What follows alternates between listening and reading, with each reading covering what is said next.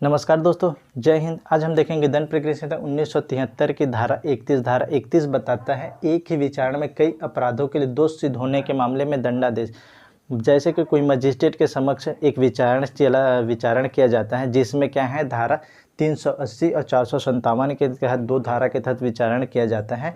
धारा 380 क्या है, निवास गृह में चोरी करना, और धारा 457 बताता है रात्रि गृहभेदन या रात्रि रौद्र प्रच्छादन के बारे में बताया गया। ये दोनों धारा के तहत एक विचारण किया जाता है और दोनों धारा में क्या है दोष सिद्ध पाया जाता है न्यायालय। तब क्या होगा, दोनों धारा में जो दंड का प्रावधान है, देखिए 380 में 7 वर्ष का दंडादेश का प्रावधान है और धारा 457 में 5 वर्ष से 14 वर्ष तक दंड का प्रावधान है। यदि अब दोष सिद्ध किया जाता है तो इसमें यदि 457 में दंडादेश दिया जाता है और इसमें दंडादेश दिया जाता है, क्या दोनों मामले में दंडादेश दिया जा सकता है और दोनों मामले में क्या अलग अलग दंडादेश दिया जाएगा? मतलब मान इसमें कहीं वो 3 वर्ष दिया गया और इसमें 2 वर्ष दे दिया जाता है, तो क्या होगा, वो दंडादेश 5 वर्ष हो जाएगा। तो क्या वो क्रमवर्ती साथ साथ चलेगा या अलग अलग चलेगा? इसके बारे में जो प्रावधान क्या है किया गया है वो बताता है धारा 31 बताता गया है कि यदि वो एक विचारण में दोष सिद्ध अपराधों के लिए किया जाता है तो वो दंडादेश के बारे में बताता है। तो देखते हैं धारा 31 का बेयर एक्ट लैंग्वेज क्या है, उसके बाद समझने का प्रयास करेंगे। जब एक विचारण में कोई व्यक्ति 2 या अधिक अपराध के लिए दोष सिद्ध किया जाता है, जब एक विचारण चल रहा है जिसमें एक अपराध के लिए विचारण चल रहा है, इसका दोनों के लिए एक ही विचारण किया जा रहा है, एक आरोप लगाया गया है दोनों धाराओं का, तब विचारण किया जा रहा है। तब क्या है, भारतीय दंड संहिता की धारा 71 के उपबंधों के अधीन रहते हुए क्या है, धारा 71 के उपबंध क्या बताता है, आईपीसी की जो धारा है वो धारा 71 क्या बताता है, धारा 71 बताता है यदि किसी अपराध के लिए जो अपराध किया गया उसके लिए दंड का अभिव्यक्त प्रावधान किया गया है, तो क्या है उसके लिए दंडादेश जो है मजिस्ट्रेट है उसके एक अपराध के विचारण में दंडादेश दिया जा सकता है। इसके बारे में धारा 71 बताया गया है कि अगर कहीं अभिव्यक्त प्रावधान किया गया है उस अपराध के लिए, तो उसके लिए जो मजिस्ट्रेट है वो दंडादेश दे सकता है। अब क्या है, न्यायालय उसे उन अपराधों के लिए विहित विभिन्न दंडों में से उन दंडों के लिए जिन्हें देने के लिए न्यायालय सक्षम है दंडादेश दे सकता है। अब क्या है, इस विहित अपराध में दंडादेश देने के लिए मान लो न्यायालय क्या है सक्षम है, जब ऐसे दंड कारावास के रूप में हो तब यदि न्यायालय ने यह निर्देश न दिया हो कि ऐसे दंड साथ साथ भोगे जाएंगे। जब देखिए न्यायालय निर्देश दे सकता है कि मान लो यहाँ इसमें 3 वर्ष का दे दिया गया है और इसमें भी 2 वर्ष का दे दिया गया, और न्यायालय यह निर्देश दिया गया है कि दोनों जो अपराध हैं साथ साथ भोगा जाएगा, तो क्या होगा, ये दोनों अपराध क्या होगा एक में सम्मिलित हो जाएगा और अपराधी को 5 वर्ष के दंडादेश न भोग कर सिर्फ 3 वर्ष भोगेगा, साथ में ये भी अपराध इसके साथ चला जाएगा। लेकिन यदि इसी को साथ साथ न भोगा जाएगा, क्या अलग अलग भोगा जाएगा, ऐसा कहीं उल्लेख किया जाता है, तो 3 वर्ष भोगेगा फिर 2 वर्ष भोगेगा, तो कुल मिलाकर वो 5 वर्ष का दंडादेश हो जाएगा।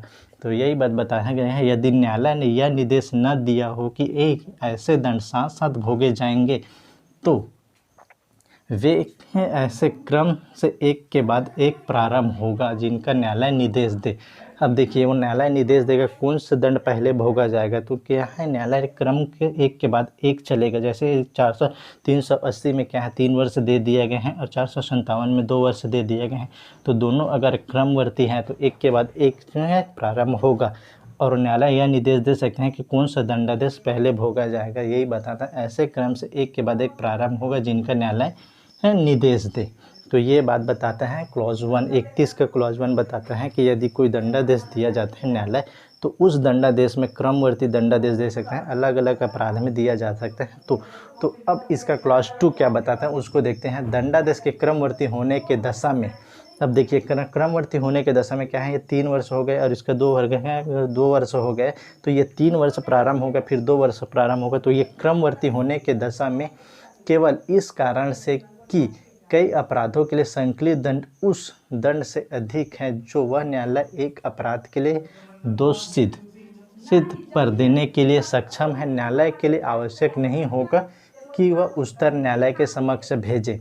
अब यहाँ क्या है, जैसे किसी है क्या है जेएमएफसी को लोग कितने सज़ा के प्रावधान के जेएमएफसी कितने दे सकते हैं, 3 वर्ष तक दे सकते हैं सज़ा, 3 वर्ष तक सज़ा दे सकता है। तो इसी बारे में प्रावधान किया गया है कि दंडादेश के क्रमवर्ती होने के दशा में केवल इस कारण से कि कई अपराधों के लिए संकलित दंड उस दंड से अधिक है जो वह न्यायालय एक अपराध के लिए दोष सिद्ध देने के लिए सक्षम है। क्या है? दोष सिद्ध देने के लिए सक्षम है। क्या है? 3 वर्ष देने के लिए सक्षम है न्यायालय के लिए आवश्यक नहीं होगा कि उच्चतर न्यायालय के समक्ष भेजे।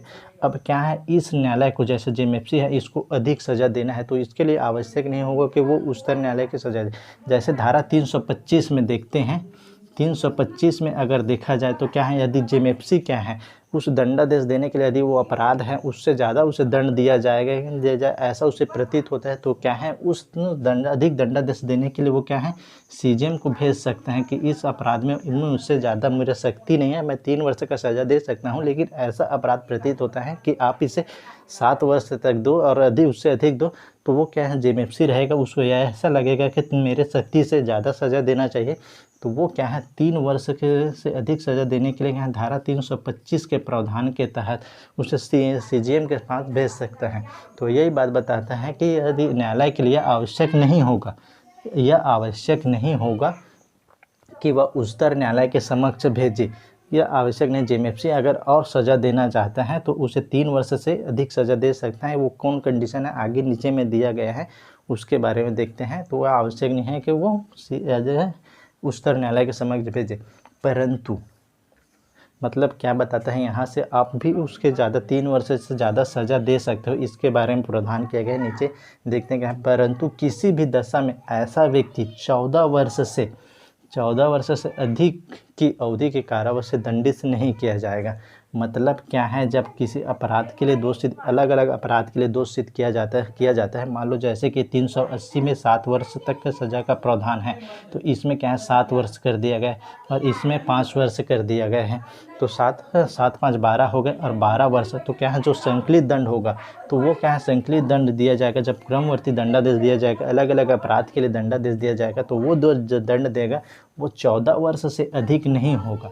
14 वर्ष से अधिक अवधि के कारावास के लिए दंडादेश नहीं दिया जाएगा। मतलब क्या है, जब क्रमवर्ती दंडादेश दिया जाएगा तो वो क्या है 14 वर्ष से अधिक दंड नहीं दिया जा सकता। और ये अगर मैं ध्यान से देखूँगा टेक्निकल बात में तो ये जो है 14 वर्ष से अधिक ये सीजेएम के लिए है, क्योंकि नीचे के एक क्लॉज है वो बताया है क्या है, उसको देखते हैं। संकलित दंड उस दंड की मात्रा से दुगने से, देखिए उस दंड की मात्रा से दुगने से अधिक न होगी जिसे एक न एक अपराध के लिए देने के लिए वह न्यायालय सक्षम है।